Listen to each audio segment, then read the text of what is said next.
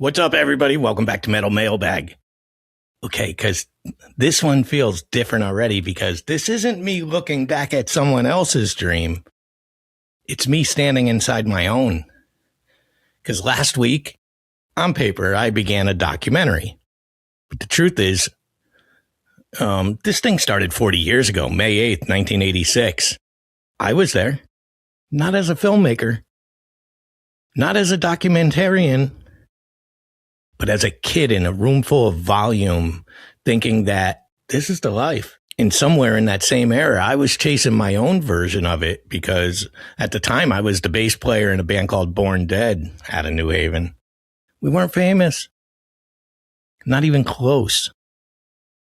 In our own heads, we were fucking famous, but honestly, that's the purest kind of fame when you're 17, 16. I think I was 15, 16, 17 in that band. We thought we were building a fucking legacy. We were building calluses, but at the time it felt fucking enormous. And that's important to say out loud before I talk about this film, because I wasn't just around the scene. I was inside it. I was the dreamer, dreaming of my own metal stardom. But Black Wytche existed in that same ecosystem, much bigger than us in the local scene. That teenage gravity, same regional pulse, same belief that momentum would carry you somewhere larger than your fucking zip code.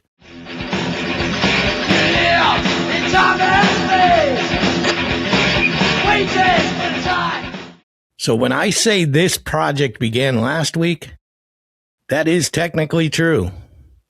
Because that's when we started formal planning, shoot schedule draft, texts about rehearsal coverage, venue coordinating. There's actual structural forming. And there's past footage, old tapes, fragments, flyers, pieces of 1986 and beyond that survived when ambition didn't. That alone gives this project texture before I've filmed a single fucking frame.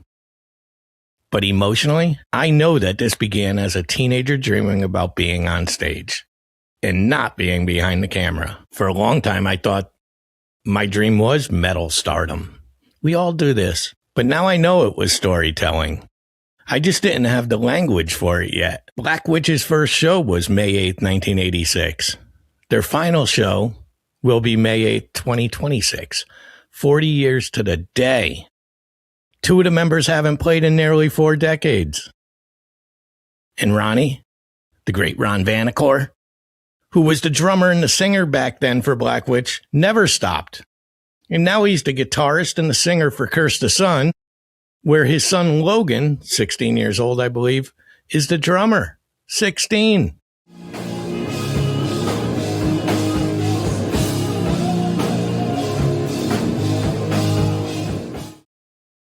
The same age Ronny was in 1986. And Curse the Sun is recording their 4th album right now, or at least I believe it's their 4th. It's ongoing, alive, moving forward. So inside this story, you have stillness and momentum coexisting. And I'm standing in the middle of it holding a fucking camera for the first time thinking, this is my ritual now, because this filmmaking is the dream. And I don't mean in a grand Hollywood way, which would be fine too. I don't need premieres. I'd like them. I don't need a red carpet. I'll walk it. I want to build something honest. I want to capture time without distorting it. And this is something I'm genuinely excited for. Like nervous energy excited. So every week, I'm going to bring you guys into the process where we talk gear. We'll talk about what camera bodies I'm choosing and why, and lenses and audio setups, and whether I'm overthinking lighting for fucking rehearsal spaces that are probably going to be dim and imperfect. I control things. I don't get them right, but I control them. We'll talk about behind the scenes planning, how to schedule interviews with men who haven't revisited this part of themselves in decades. How do you navigate availability when fucking life is full of work, kids, family, obligations? Scheduling conflicts are already real. We got snow on the ground. We can't shoot. This person can only rehearse Tuesdays. The venue has limitations. People have work shifts. There's travel. Wives' birthdays, kids' birthdays. It's not glamorous. It's not logistic. It is logistical.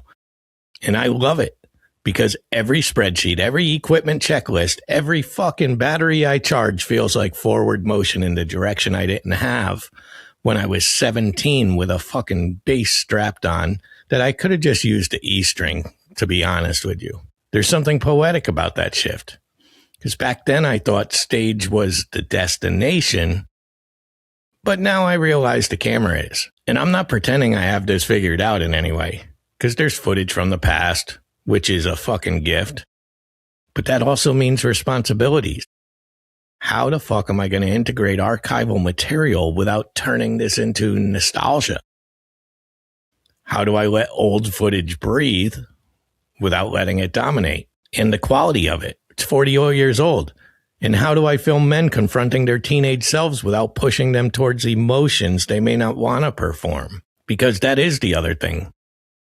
This isn't a reunion documentary. It's about time divergence. It's about what happens when two members step away from music for, I think it's 38 years, and then pick up instruments again on the big stage on the exact anniversary of their first show. It's about what survives when ambition doesn't scale the way you thought it would at 16. It's about legacy transfer, father to son without spectacle. And yeah, I have to be careful not to impose my own teenage dream onto their story. Because I did have my own band, Born Dead. Never famous except in our own fucking heads. Teenage dreamers, just convinced that the world would eventually notice us because we were that amazing. We weren't. And part of me wonders if someone had filmed us back then, what would that look like today? Would it feel tragic, hopeful, bittersweet, or just being honest? And that's what I want this to be, honest.